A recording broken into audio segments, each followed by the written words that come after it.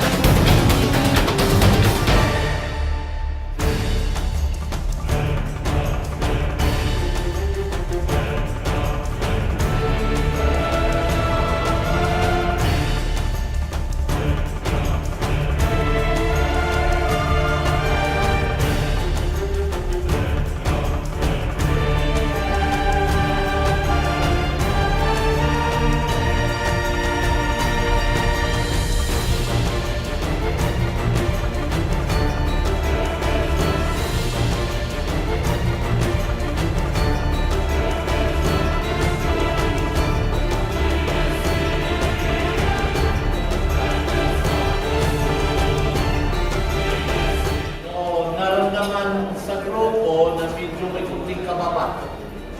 So may chance na kayo isa. Mayroon hapon, I would suggest, hinga ng malalim, sigaw para mawala yung kaba.